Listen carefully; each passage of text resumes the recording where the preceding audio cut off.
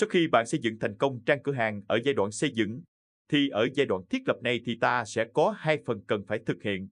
Thứ nhất là việc biết cách thêm sản phẩm vào cửa hàng của bạn, biết cách thêm kịch bản áp dụng khuyến mãi. Thứ hai là việc thiết lập cách mà bạn nhận thông báo về đơn hàng, như là nhận thông báo khi khách đặt hàng, khi khách xác nhận đơn hàng và cách bạn nhận thông báo đó bằng email hay nhận thông báo trên ứng dụng di động. Bắt đầu thiết lập thêm sản phẩm vào cửa hàng. Bạn truy cập vào Google Sheets, mở file quản lý danh mục sản phẩm, Product Management. Ở đây đã có sẵn 2 sản phẩm mẫu, với các trường thông tin được điền sẵn. 2 sản phẩm mẫu này bạn có thể xóa đi. Tương tự như sản phẩm mẫu, ta cũng chỉ cần thêm đủ các thông tin này là sẽ thêm được sản phẩm vào cửa hàng. Bây giờ ta sẽ đi vào chi tiết cách để thêm một sản phẩm mới. Ta thêm một hàng mới trong bảng. Bạn điền thông tin lần lượt là mã sản phẩm, Product ID, mã sản phẩm phải là số, điền tên sản phẩm. Ví dụ, ở đây là Gift 2. Điền thông tin mã chủng loại sản phẩm, Category ID, mã chủng loại là số. Điền tên chủng loại sản phẩm, Category Name. Điền giá sản phẩm, Rate. Điền thông tin trạng thái tồn kho in stock. Nếu còn hàng trong kho thì điền Y là ES, nếu không thì điền N là No. Tiếp theo là cột chứa đường link của file Google Docs. File Google Docs này là file để bạn ghi thông tin mô tả chi tiết sản phẩm như màu sắc, tính năng, kích thước, vân vân. Như vậy đầu tiên ta sẽ cần tạo file Google Docs trước, sau đó là copy đường link công khai của file và dán vào cột này là xong. Ok, bắt đầu thì bạn vào Google Drive của bạn và tạo một file Google Docs mới.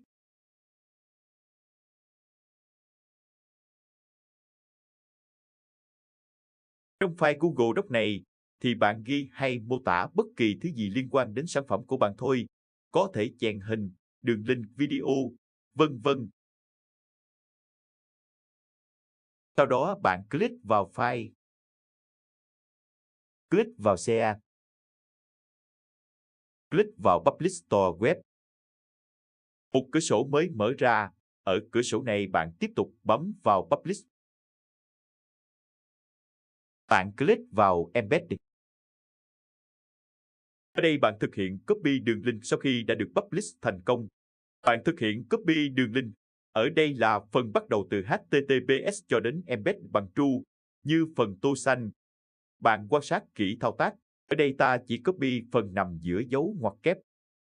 Sau đó, trở về giao diện Google Sheets một Order Management, dán vào cột hồ sơ sản phẩm Product Documentation. Tiếp theo là điền đường link ảnh đại diện sản phẩm, Product Image.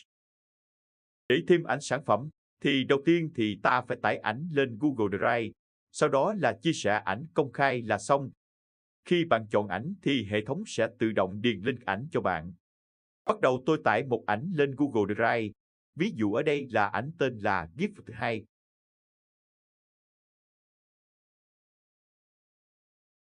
Sau đó thì đặt lại quyền chia sẻ công khai ảnh này. Bạn click vào dấu 3 chấm, click Share, thì một bảng hiện lên. Ở phần Generate Access, chọn Anyone with Link.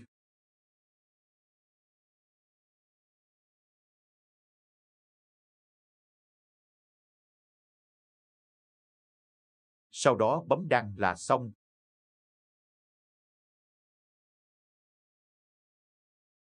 Trở về với giao diện Google Sheets Product Management, bạn click chọn ô cần điền trước, rồi sau đó mới chọn ảnh.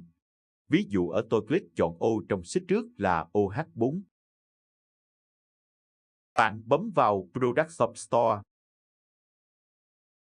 Bạn bấm vào Add Product Image.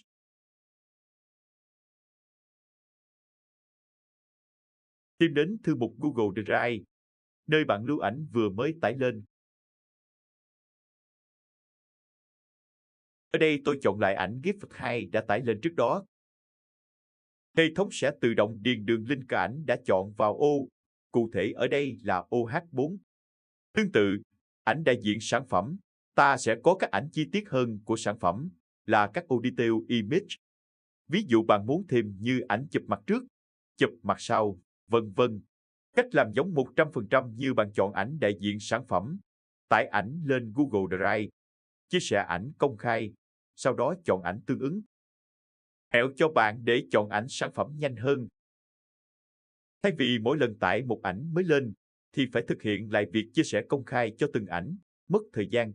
Thì ở đây bạn tạo một thư mục Google Drive và cập nhật lại quyền chia sẻ công khai thư mục này, thì các ảnh trong thư mục đó cũng tự động được chia sẻ công khai. Ví dụ, ở đây tôi đã tạo một thư mục Google Drive tên là Product Info. Sau đó là thực hiện chia sẻ thư mục này với quyền mới là Anyone with the link.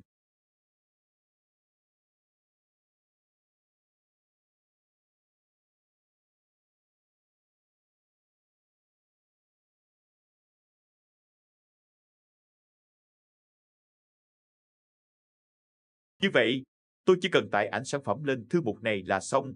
File ảnh sẽ tự động được chia sẻ không cần làm thủ công. Thực hiện kiểm tra kết quả thêm sản phẩm. Ta mở lại trang cửa hàng Google Sites lên. Bạn sẽ thấy sản phẩm Gift 2 mà ta đã thêm. Ta sẽ click vào sản phẩm để xem chi tiết. Vì ta chưa thêm ảnh chi tiết, nên sẽ không có ảnh nào xuất hiện ở đây. Ở phần thông tin chi tiết sản phẩm, bạn sẽ thấy nội dung của file Google Docs mà ta đã tạo trước đó. Như vậy là ta đã thêm thành công sản phẩm vào cửa hàng. Bạn hãy thử tự thêm sản phẩm của mình vào trang cửa hàng của mình nhé.